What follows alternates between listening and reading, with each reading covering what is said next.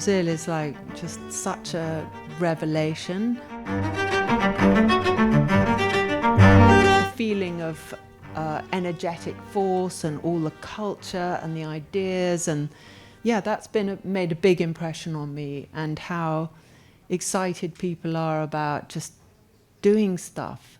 People in Europe are jaded, and so it's nice to come somewhere where there's a lot of interest and appreciation about all sorts of different aspects: art, fashion, literature, films, the way people dress. I mean, just the attitude.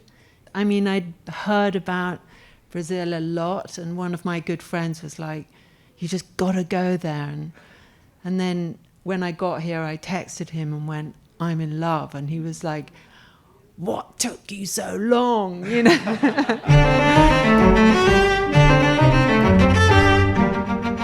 Every aspect has been such a pleasure, like a touching feeling, and that's what you want, is your heart to be open to things, and that makes you have more ideas and more courage and more excitement for life, and we need that.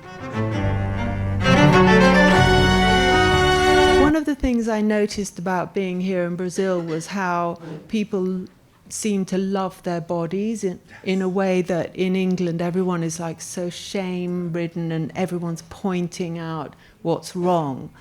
What's good about fashion is that it's always taking you to the next place, and sometimes it takes you somewhere you didn't know you have the courage to go, and it's always good to experience some sort of courageous action, even if it's like a tiny thing, but at least it builds up a habit of trying something new.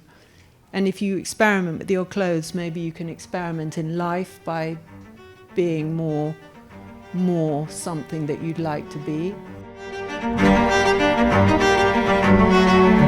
I've been told that sometimes I seem very calm, but I'm always really turbulent inside.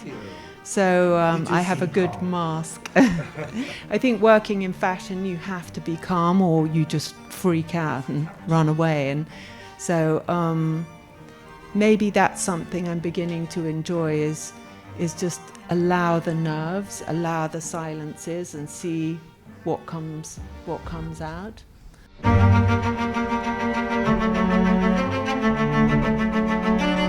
With fashion, it's like the kitchen. I learn how to develop something that's in my thought, and it travels down my arms and it manifests in something that I can then shape. So sometimes I think, what would it be like not to be shaping something?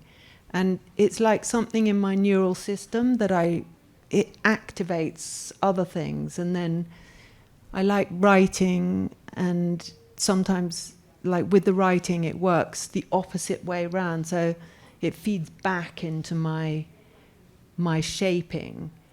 And then I think with fashion neurosis, it's almost like when I was a teenager, I wanted to be in a band. I didn't really have the confidence. I was too shy. And now I feel like I'm in a band. But it's my sofa, my couch. It feels like my kind of extrovert side, which is very introverted, is getting a little opening. So it's fun. I've always been interested in the code and the language that people use, and also all the friendships, all the backstage, all the conversations in bathrooms. Amazing. All the funny kind of way that people take care of each other in fashion. And I thought, this is so rich, and you don't see it in the media. And it's partly because I think sometimes people forget to ask designers more, and they just always ask the same thing. And so always they get the same answer. And it's though we're one-dimensional, we only have these tiny thoughts. But actually, what I see and what I saw is amazing complexities of relationships and And also fashion is a difficult business. It's difficult to, the way people develop ideas, like, I worked for Vivienne Westwood, how she created things, and watching Rick Owens, and, things that are really like, how do you do that? And then all the people in production in fashion who are geniuses, like how I have a friend, she used to produce all the Alexander McQueen shows. And, all these people in fashion, if they were in politics, I think we'd be more successful. Yes. I really do.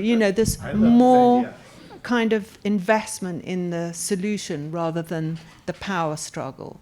So I thought, maybe I'll write a mini-series, and then I was like, oh no, this is too difficult. And then I felt like there was something more distilled. And so I was exploring things like, I wanted to do a chat show. So then just before lockdown, I had a commission, and then there was lockdown, and I spent the whole 2 years just obsessed. How am I going to make this work?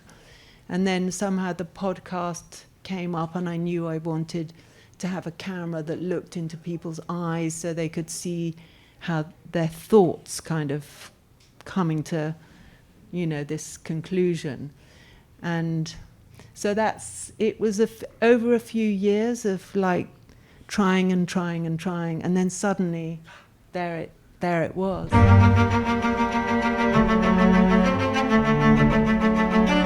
When I'm interviewing, I'm taking care of that person as well, and I'm doing something different. So when I'm on the receiving end, I'm trying to hide a little bit, maybe. But when I'm asking the questions, I feel like I don't really know what's going to happen, and that's an exciting feeling. And so I am enjoying being on that side. My kind of criteria is if I feel I could have a good conversation. And sometimes, quite often I don't know the person at all, but I have this kind of like, oh yeah, I feel like something could happen. And sometimes I think for the no, it's more if that person is exactly what you would expect to find, then I feel like, people know that already. I want something that people don't know, including myself. I want to have a kind of new experience. So I don't want somebody who's too perfectly accomplished. I don't know, like some people you would think, oh, that's perfect because they know about fashion, they know this and that, and I don't really want that. I want the discovery to take place.